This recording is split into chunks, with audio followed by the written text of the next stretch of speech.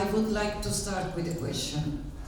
Have you ever guessed why, if you Google Kashmir and you find it on Wikipedia or wherever, you'll get a long story about Jammu and Kashmir, meaning the Indian part of Kashmir.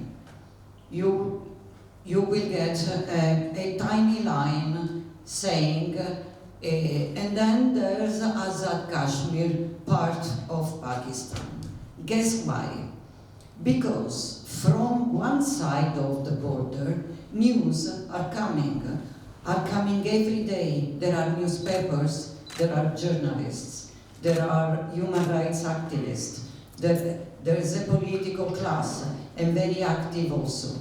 From the other part of the border, in the so-called Azad Kashmir, free Kashmir, the only freedom people have is either to join militancy or to stay quiet and listen to mullahs.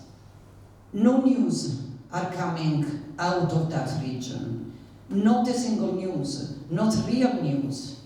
Everything is controlled by the army, by ISI, and by their proxy, Jaish-e-Mohammed and Jamaat-ul-Dawa, which, by the way, are terrorist organizations and contesting elections too.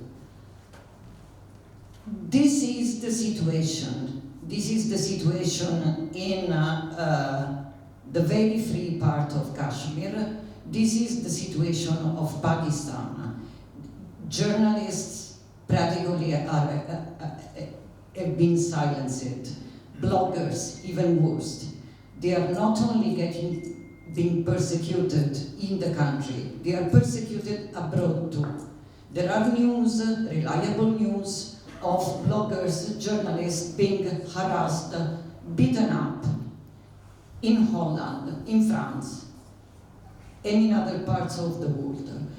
Scholars who had to flee the country because of threats to their life have been advised by the local intelligences, and I'm talking of Europe, US, and Canada, have been advised to ask for political asylum and to avoid traveling and going in every place where Pakistanis are around because they can be killed.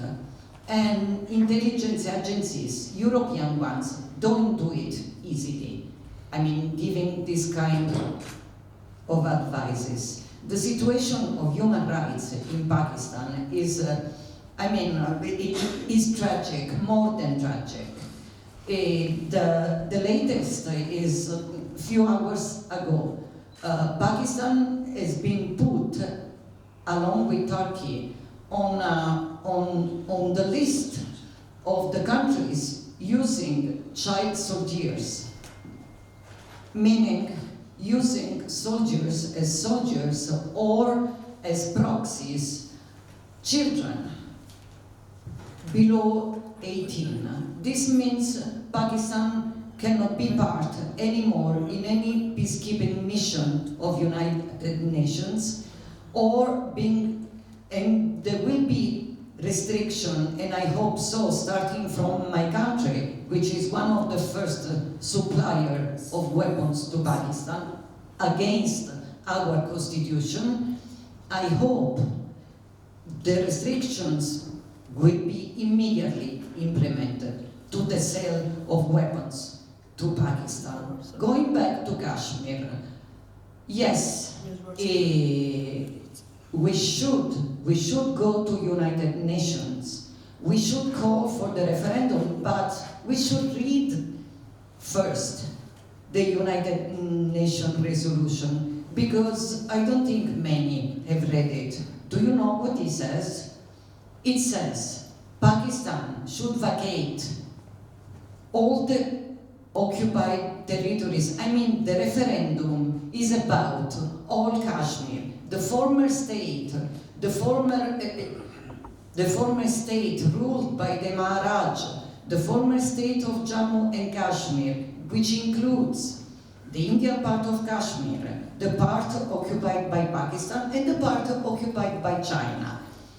According to the UN resolution, Pakistan and China are supposed to vacate the occupied territories. India has the right to retain troops in the area to keep law and order, and then the referendum should be implemented. Yes, Kashmiris has the right to decide for themselves.